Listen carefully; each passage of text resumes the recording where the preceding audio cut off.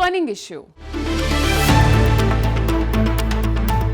పాలనలో ప్రగతి అనేది లక్ష్యం మాత్రమే కాదు, ప్రజల పక్షాన నిలిచే మార్పు దిశగా అడుగులు వేయాల్సిన అవసరం. పార్టీ క్యాడర్ అంటే ఓటు బ్యాంకు కోసం కాదని, అది పార్టీ పటిష్టతకు మార్గంగా మారాలని గుర్తించాలి. ప్రజా ప్రతినిధుల హోదా అనేది అవకాశంగా కాదు, ప్రజాక్షేత్రంలో గౌరవప్రదమైన బాధ్యతకు గుర్తుగా ఉండాలి. ముందుతర నాయకులను ఆదర్శంగా తీసుకుని వారి బాటలో సాగితేనే రాజకీయ వ్యూహాలకు అర్థం వస్తుంది. అధికారంలో ఉన్నాం కదా అన్న గర్వం చరిత్రలో ఎన్నోసార్లు అధపాతాళానికి తీసుకెళ్లిందని గుర్తుంచుకోవాలి. ఈ పరిణామాల మధ్య ఉప ముఖ్యమంత్రి పవన్ కళ్యాణ్ ఆచితూచి అడుగులు వేస్తూ బలమైన ప్రజాపాలన దిశగా శ్రీకారం చుడుతున్నారు. ఇంతకీ డిప్యూటీ సీఎం ఆగ్రహానికి కారణమైన అంశం ఏమిటి? సీఎం చంద్రబాబు జోక్యాన్ని ఎందుకు కోరుకున్నారు? తప్పు చేస్తే తనవారైనా మారాలని సూచించడం దేనికి సంకేతం?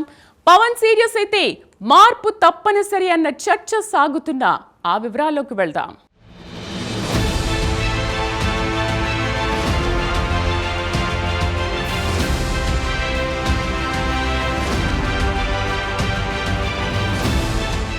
అధికారం ప్రధానం కాదు, విలువలతో కూడిన రాజకీయాలే ప్రభుత్వాన్ని ముందుకు నడిపించాలి. ఇదే ప్రజా పాలనను కోరుకుంటున్న డిప్యూటీ సీఎం పవన్ దృక్పథం.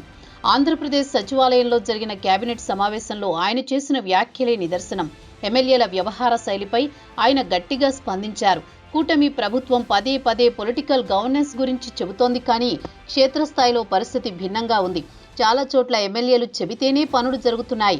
ఇది ప్రజా పాలనకు విరుద్ధం అని పవన్ వ్యాఖ్యానించారు. పార్టీలతో సంబంధం లేకుండా కూటమిలోని ఎమ్మెల్యేలపై ముఖ్యమంత్రి స్వయంగా జోక్యం చేసుకుని గట్టిగా హెచ్చరించాల్సిన అవసరం ఉందని పవన్ సూచించారు. భూ వివాదాల పరిష్కారంలో కొందరు ఎమ్మెల్యేలు అనుచితంగా జోక్యం చేసుకోవడం వల్ల రెవెన్యూ వ్యవస్థ దెబ్బతింటోంది. అవి సీఎం దృష్టికి తీసుకువెళ్లారు. ఈ వ్యాఖ్యలు కేబినెట్లో వాడీవేడి చర్చకు దారితీశాయి. సీఎం చంద్రబాబు స్పందిస్తూ కూటమి ఎమ్మెల్యేలు ఎవరైనా తప్పు చేస్తుంటే ఇన్ఛార్జీ మంత్రులు బాధ్యత తీసుకుని చక్కదిద్దాలని సూచించారు.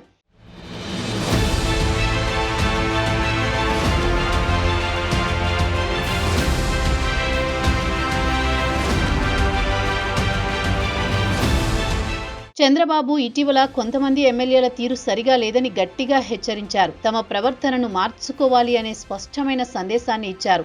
పాలనలో పారదర్శకత, ప్రజలతో మమేకం కావడం వంటి అంశాలపై కూటమి ప్రభుత్వం దృష్టి సారిస్తున్న సమయంలో కొంతమంది ఎమ్మెల్యేలు ప్రభుత్వ కార్యక్రమాల్లో సరిగా పాల్గొనకపోవడం, అనవసర విషయాల్లో జోక్యం చేసుకోవడం, క్రమశిక్షణారాహిత్యంగా వ్యవహరించడం ఆయనను తీవ్రంగా ఆగ్రహానికి గురి చేసింది. ఎమ్మెల్యేల తీరు మార్చుకోవాలి, లేకపోతే కఠిన చర్యలు తీసుకుంటామని సీఎం హెచ్చరించిన కొద్ది రోజులకే పవన్ కళ్యాణ్ మరోసారి ఎమ్మెల్యేల పనితీరును తెరపైకి తీసుకొచ్చారు. ఇది కూటమి లోపలే బాధ్యత, క్రమశిక్షణ, ప్రజా నిబద్ధత కొనసాగుతున్న చర్చకు కొత్త మలుపు.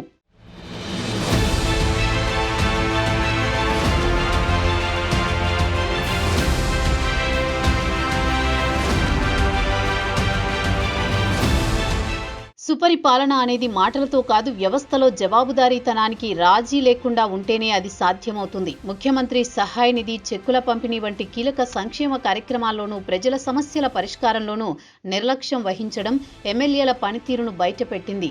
అభివృద్ధిని ప్రజలకు అందించాలన్న సంకల్పంతో, సంక్షేమాన్ని ముందుకు తీసుకువెళ్లాలన్న యోచనతో ఉన్న ప్రభుత్వంపై ప్రజల్లో పెరుగుతున్న అంచనాలకు అనుగుణంగా ఎమ్మెల్యేలు పనిచేయాలి.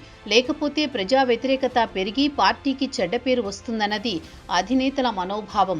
ఈ క్రమంలోనే సీఎం చంద్రబాబు 48 మంది ఎమ్మెల్యేల పనితీరుపై నివేదికలు తెప్పించుకుని గట్టిగా హెచ్చరించారు.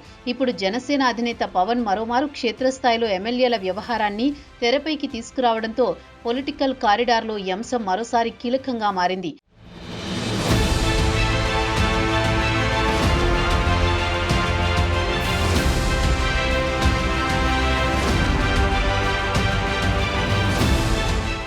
ఆంధ్రప్రదేశ్ అభివృద్ధి పథంలో వేగంగా దూసుకుపోవాలన్న సంకల్పంతో ముఖ్యమంత్రి చంద్రబాబు నాయుడు ఫుల్ ఫోకస్ పెట్టారు. మౌలిక సదుపాయాలు, పెట్టుబడులు, ఉద్యోగ అవకాశాలు ప్రతి అంశంపై ఆయన దృష్టి నిలిపారు. కానీ అదే సమయంలో కూటమి ఎమ్మెల్యేల పనితీరుపై పార్టీ వర్గాల్లో ఆయన చికాకులు వ్యక్తమవుతున్నాయి. కొత్తగా ఎన్నికైన ఎమ్మెల్యేల్లో చాలా మంది విద్యావంతులే అయినా సీనియర్ నేతల అనుభవాన్ని ఫాలో కావడంలో వెనుకబడుతున్నారు. ఇది పాలనా సమన్వయాన్ని దెబ్బతీసే పరిస్థితికి దారితీస్తోంది.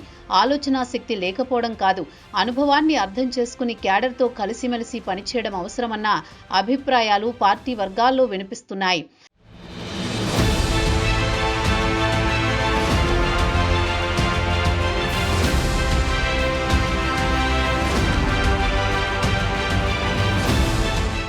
క్యాడర్ అంటే కేవలం కార్యకర్తల సముదాయం కాదు, నాయకత్వానికి బలమైన మద్దతు, ప్రజలతో అనుబంధం కలిగించే వేదిక. కొత్తగా ఎన్నికైన ఎమ్మెల్యేలు ఈ క్యాడర్తో సమన్వయం పెంచుకుంటే నడిపించే నేతకు మార్గం మరింత సులభమవుతుంది. అదే సమయంలో ప్రజల సమస్యలు వేగంగా పరిష్కారమవుతాయి. ఈ నేపథ్యంలో పార్టీ అంతర్గతంగా మార్గదర్శకత, శిక్షణ, సమన్వయంపై దృష్టి పెట్టాల్సిన అవసరం స్పష్టమవుతోంది. అభివృద్ధి లక్ష్యాల దిశగా ముందుకు సాగాలంటే ప్రతి ఎమ్మెల్యే బాధ్యతతో, పరిపక్వతతో వ్యవహరించాల్సిన సమయం ఇది. ఆ విషయాన్ని పవన్ తన వ్యాఖ్యల ద్వారా పక్కదారి పడుతున్న ఎమ్మెల్యేలకు కనువిప్పు కలిగేలా మాట్లాడారు.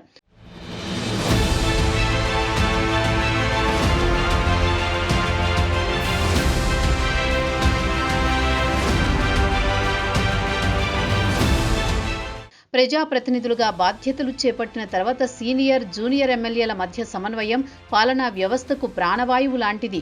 అనుభవం ఉన్న సీనియర్లు ప్రజల 3 పాలనా తంత్రాలు, క్యాడర్ నిర్వహణలో దిట్టలు. అదే సమయంలో జూనియర్ ఎమ్మెల్యేలు తాజా ఆలోచనలు, సాంకేతిక పరిజ్ఞానం, ప్రజలతో నేరుగా మమేకమయ్యే ఉత్సాహంతో ముందుకొస్తున్నారు. ఈ 2 తరాల మధ్య సహకార వాతావరణం ఏర్పడితే పాలన మరింత సమర్థవంతంగా మారుతుంది. అభివృద్ధి లక్ష్యాల దిశగా ప్రభుత్వం వేగంగా సాగాలంటే ఈ తరాల మధ్య సమన్వయం కీలకం. వాస్తవంగా టీడీపీలో చాలా మంది శాసనసభ్యులు క్రమశిక్షణ, పార్టీ విధానాలు, ప్రజలతో మెలిగే విధానం తెలిసిన వారే. జనసేనాని పవన్ సైతం దశాబ్ద కాలానికి పైగా రాజకీయాల్లో క్రియాశీలకంగా ఉన్నారు. ఈ తరుణంలో డిప్యూటీ సీఎం సూచించిన మార్పు కూటమి బలోపేతానికి మరింత శక్తిగా మారింది.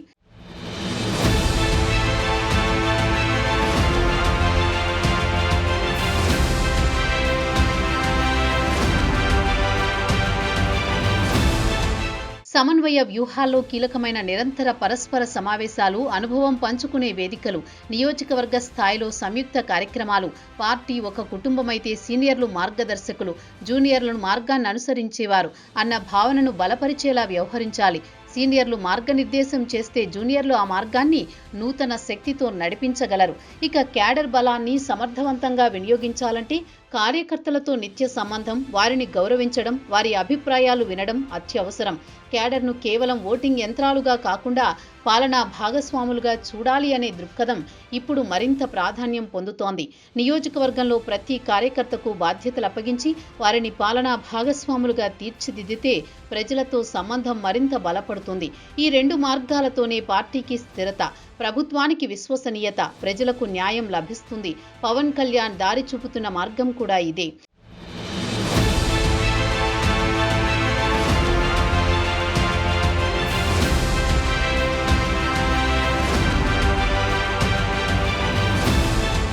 డిప్యూటీ సీఎం పవన్ కళ్యాణ్ తన స్టాండ్ను స్పష్టంగా ప్రస్తావించడం కేవలం వ్యక్తిగత ధైర్యానికి సంకేతం కాదు. ఇది కూటమి ప్రభుత్వానికి దిశానిర్దేశం చేసే రాజకీయ స్పష్టతకు ప్రతీకగా మారుతోంది.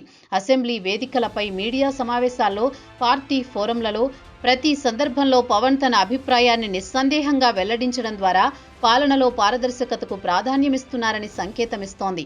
ఈ ధోరణి కూటమిలోని భాగస్వామ్య పార్టీల మధ్య నమ్మకాన్ని పెంచడమే కాకుండా ప్రజలలోనూ విశ్వాసాన్ని బలపరుస్తోంది. అంతేకాదు జనసేన క్యాడర్కు స్పష్టమైన మార్గదర్శకత్వాన్ని అందిస్తూ పాలనా వ్యవస్థలో తమ పాత్రను పటిష్టంగా నిర్వహించుకునే అవకాశం కల్పిస్తోంది. పవన్ కళ్యాణ్ తీసుకుంటున్న ఈ స్టాండ్ కూటమి ప్రభుత్వాన్ని ఒక సమన్వయబద్ధమైన ప్రజల ఆకాంక్షలకు స్పందించే శక్తిగా తీర్చిదిద్దే దిశగా ప్రయాణిస్తున్న సంకేతంగా భావించవచ్చు.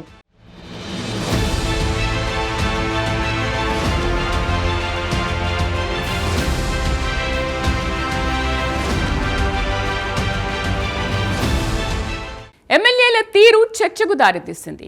డిప్యూటీ సీఎం పవన్ కళ్యాణ్ హెచ్చరికలు, సీఎం ఆదేశాలు ఇవి కేవలం రాజకీయ ప్రకటనలు కాదు, ఇవి పటిష్ట పాలనకు మార్గదర్శక సంకేతాలు. ప్రజాప్రతినిధులుగా బాధ్యతను గుర్తు చేస్తూ క్యాడర్కు స్పష్టమైన మార్గాన్ని చూపే ప్రయత్నం. పాలనలో పారదర్శకత, సమన్వయం, ప్రజలతో మమేకం ఇవే ఇప్పుడు కూటమి ప్రభుత్వానికి పరీక్షలు. కానీ అదే సమయంలో ప్రజాక్షేత్రంలో బలమైన గుర్తింపు పొందాలంటే మాటల కంటే ముందుగా మార్పు కనిపించాలి. వ్యవస్థలో బాధ్యత, వ్యవహారంలో పరిపక్వత ఇవే ప్రజల విశ్వాసానికి పునాది. ఆ దిశగా పడ్డ అడుగులకు కాలమే సమాధానం.